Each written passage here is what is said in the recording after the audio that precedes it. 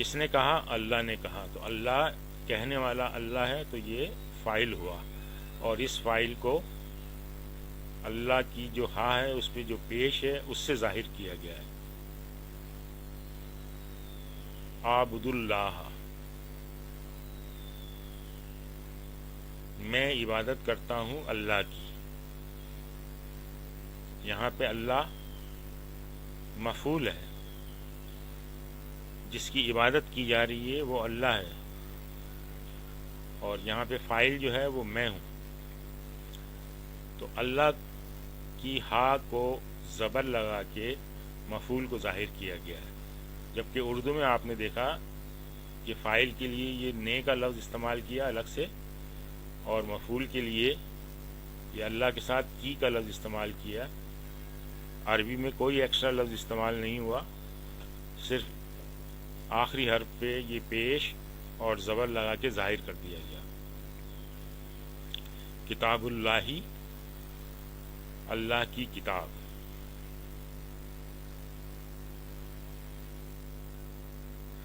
اللہ کی ہا پہ زیر لگا دیا گیا، اور یہ اس کو اضافی حالت کہتے ہیں. یعنی کتاب اور اللہ کا آپس میں ایک تعلق بن رہا ہے. کتاب کی ملکیت کس کی ہے؟ اللہ کی ہے. تو اس طرح کی چیزوں کو زیر لگا کے ظاہر کیا جاتا ہے. اور مثال دیکھتے ہیں. خرجا سلیمان، نکلا سلیمان. سلیمان دیکھیں نون کے اوپر، سلیمان کے نون پہ پیش ہے تو اس لیے یہ فاعل ہے. اخرجا سلیمان، نکالا اس نے سلیمان کو. سلیمان کے نون پہ زبر ہے تو یہ مفعول ہے. یہاں قلم و سلیمان،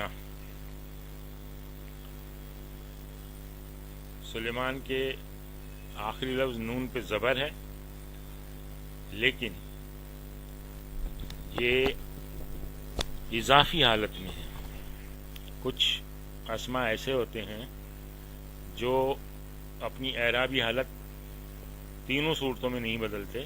دیکھیں یہاں تو اللہ ایسا لفظ تھا جو تینوں صورتوں میں بدل رہے تھے.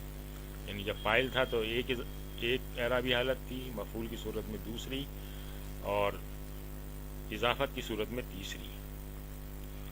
کچھ الفاظ ایسے ہوتے ہیں جو غیر منصرف کہلاتے ہیں، وہ صرف اعرابی حالت شکلاً دو طرح سے بدلتے ہیں. شکلاً دیکھیں یہ نون پہ پیش ہے، یہاں پہ زبر ہے، یہاں پہ بھی زبر ہے، تو یہ دو طرح سے اعرابی حالت بدلی ہے ان کی. لیکن حقیقتاً یہ اضافی حالت ہے. اس کا ترجمہ ہوگا سلیمان کا قلم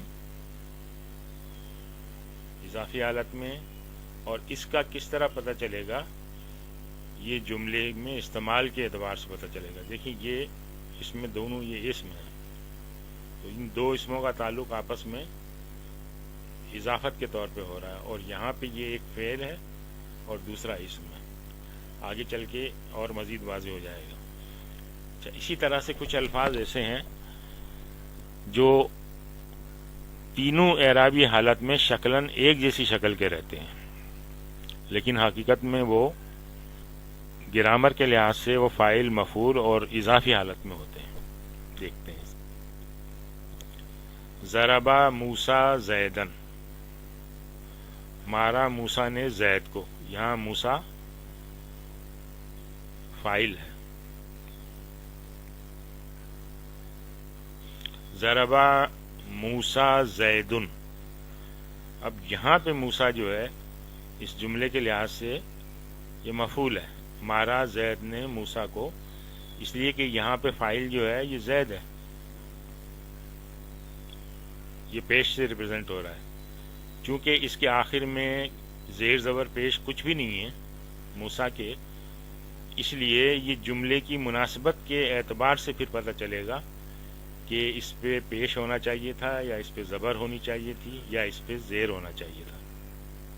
یہاں یہ مفعول ہے اور ولدو موسیٰ یعنی موسیٰ کا بیٹا. اب یہ دیکھیں گے اضافی حالت میں اس طرح سے موسیٰ جو ہے اس کی اعرابی حالت زیر سے ظاہر ہوگی. شکلاً یہ موسیٰ ظاہر نہیں کر رہا ہے، لیکن حقیقتاً یہ بالکل اسی طرح ہے جیسے اس پہ زیر ہو. تو یہ اضافی حالت میں، یہاں یہ مفعولی حالت میں، یہاں یہ فاعلی حالت میں، لیکن شکلاً اس سے پتہ نہیں چل رہا ہے. تو اس طرح کے جو الفاظ ہوتے ہیں ان کو مبنی کہا جاتا ہے، مبنی الفاظ. 28 حروف جو حروف تہجی ہیں ان کی تقسیم دیکھتے ہیں. ان میں سے 14 حروف شمسی ہیں اور 14 حروف قمری ہیں. شمسی حروف یہ ہیں تا، سا، دال، زال، را، زا، سین، شین، صاد، ضاد، طا، ظا، لام اور نون. اسی طرح سے قمری الف، با، غین، ہا، جیم، کاف، واو، خا، فا، عین، قاف، یا، میم اور ہا. یہ ایک جملہ ہے، حق کا خوف ایک عجب غم ہے. اس میں جتنے بھی حروف آ رہے ہیں وہ سب کے سب قمری حروف ہیں.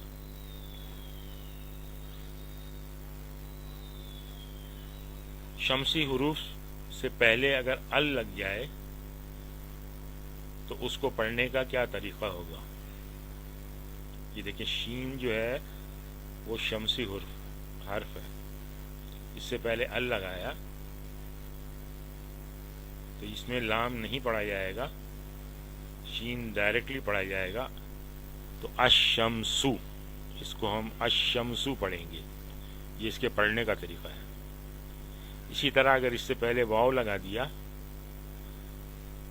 تو اب اس میں لام بھی نہیں پڑھا جائے گا، اس کو ہم پڑھیں گے والشمسو، والشمسو.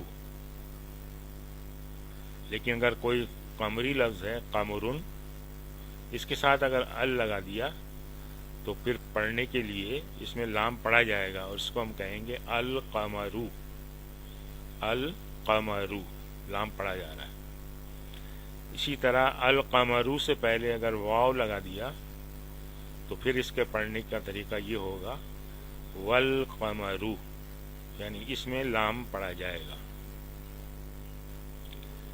تو یہاں سے ایک فارمولہ طے ہوا کہ جو شمسی الفاظ ہیں ان سے پہلے ال آ جائے یا ال والے شمسی لفظ سے پہلے واو آ جائے یا کوئی اور لفظ آ جائے تو اس کو جب ملا کے پڑھیں گے تو لام نہیں پڑھا جائے گا اور قمری الفاظ میں لام پڑھا جائے گا.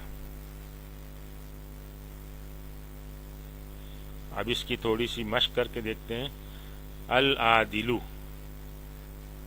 عین جو ہے وہ قمری لفظ ہے اسی لیے لام پڑھا جا رہا ہے. الدرسو، دال جو ہے وہ شمسی لفظ ہے اس لیے اس میں لام نہیں پڑھا جا رہا. الحسن، ہا جو ہے وہ قمری لفظ ہے اس لیے لام پڑھا جا رہا ہے. الظالم، ذو جو ہے وہ شمسی لفظ ہے اس لیے لام نہیں پڑھا جا رہا. الخالق، خا جو ہے وہ قمری لفظ ہے اس لیے لام پڑھا جا رہا ہے. اور النہارو، نون شمسی لفظ ہے اس لیے لام نہیں پڑھا جا رہا ہے. الولدو، واو قمری لفظ ہے تو لام پڑھا جا رہا ہے. التمرو، تا شمسی لفظ ہے لام نہیں پڑھا جائے گا. الفاسق، فا جو ہے وہ قمری لفظ ہے اس لیے لام پڑھا جائے گا. یعنی قمری الفاظ میں لام کو پڑھا جائے گا اور شمسی الفاظ میں لام کو نہیں پڑھا جائے گا.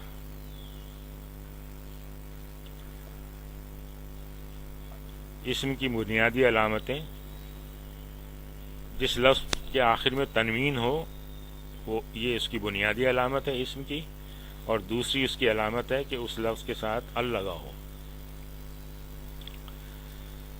تنویر جو ہے وہ اسم کے آخر میں آتی ہے اور اسے عام کر دیتی ہے، جیسے ہم انگریزی میں کہتے ہیں آ بک، یعنی کوئی بھی کتاب، ایک عام کتاب.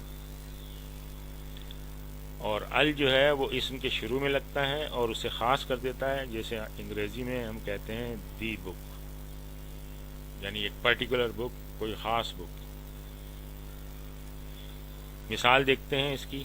بابن، دیکھیں یہاں تنوین آ رہی ہے تو اس لیے یہ عام لفظ ہے. بابن کا مطلب ہے دروازہ، لیکن چونکہ یہ عام ہے تو اس کے ساتھ ایک بھی شامل کریں گے اس کے ترجمے میں، ایک یا کوئی. اگر گنتی والی چیز ہے تو ایک شامل کر لیں گے، اور اگر کوئی مقدار والی چیز ہے تو کوئی شامل کر لیں گے یا کچھ شامل کر لیں گے. اسے گنتی والے لفظ میں بھی کوئی شامل کر سکتے ہیں. کوئی دروازہ، ایک دروازہ. صراطن، اس کا ترجمہ ہوگا ایک راستہ. کتابن، اس کا ترجمہ ہوگا ایک کتاب. البابو، دیکھیں اس میں ال آ گیا ہے تو اس نے اس کو خاص کر دیا ہے، تو یہ خاص دروازہ ہے. لیکن اردو میں ترجمے میں خاص کو ہم ہٹا دیتے ہیں اور ایک یا کچھ یا کوئی بھی استعمال نہیں کرتے، صرف دروازہ اس کا ترجمہ کریں گے. تو البابو کا ترجمہ ہوگا دروازہ. الصراطو کا ترجمہ ہوگا راستہ. الکتابو کا ترجمہ ہوگا کتاب. معرف باللام، یعنی کسی عام لفظ سے پہلے ال لگا کر اسے خاص بنانا.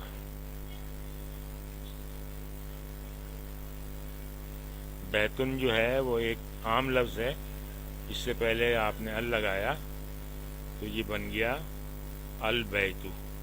یعنی اس میں فرق یہ پڑا کہ یہاں سے یہ تا سے تنوین ختم ہو گئی اور اکیلا ضمہ اس میں لگ گیا، تو اس کو ہم کہتے ہیں معرف باللام، یعنی ال لگا کے اس کو خاص کر دیا گیا.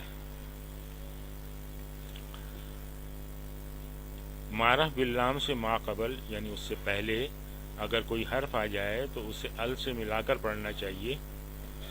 اس وقت ال کا حمزہ، جسے حمزۃ الوصل کہتے ہیں، تلفظ میں گر جاتا ہے لیکن لکھنے میں الف کی صورت میں باقی رہتا ہے. اس کی مثال دیکھیں.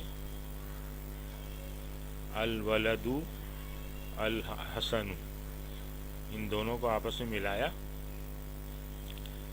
یہ دیکھیں یہ حمزۃ الوصل ہے، اس پہ حرکت لگی ہوئی ہے. جب ان دونوں کو ملائیں گے تو یہ صرف الف لکھنے میں رہ جائے گا اور پڑھنے میں نہیں آئے گا. الولد الحسن. اب ہم اس کو پڑھیں گے الولد الحسن.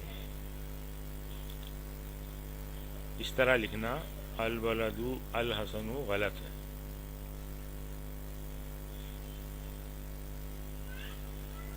اس کا دوسرا قاعدہ ہے معرف باللام سے ما قبل اگر کوئی حرف ساکن آ جائے تو اسے زیر دے کر ملاتے ہیں. یہ دیکھیں البیتی معرف باللام ہے، اس سے پہلے ان لگایا اور ان میں جو یہ نون ہے یہ ساکن ہے، تو یہ کنڈیشن پوری ہو رہی ہے. تو اب اس کو جب ملانا ہوگا، پڑھنا ہوگا، تو زیر دے کے، نون پہ زیر دے کے پڑھیں گے. یہ دیکھیں انل بیتی. لیکن اس قاعدے میں ایک استثناء ہے کہ من کے ساتھ اگر کسی ال والے لفظ کو ملائیں گے تو من کے نون پہ زبر دے کے پھر پڑھا جائے گا، جیسے من المسجدی.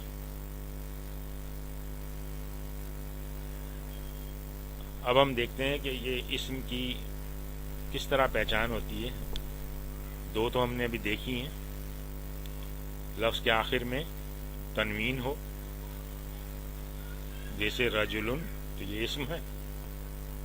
لفظ کے شروع میں ال ہو، جیسے القلم، تو یہ بھی اسم ہوگا. لفظ کے آخر میں گولتا ہو، جیسے لیلتن، تو یہ بھی اسم ہوگا. لفظ کے آخر میں الف اور تا ہو تو یہ بھی اسم ہوگا، جیسے آیاتن۔ آج کا سبق ہم یہیں پہ ختم کرتے ہیں۔ اللہ تعالیٰ سے دعا ہے کہ وہ ہمیں قرآن کو پڑھنے، سمجھنے اور اس پہ عمل کرنے اور دوسروں تک پہنچانے کی توفیق عطا فرمائے۔ وما علینا الا البلاغ۔ سبحانک اللہم و بحمدک، نشہد ان لا الہ الا انت، نستغفرک و نتوب الیک۔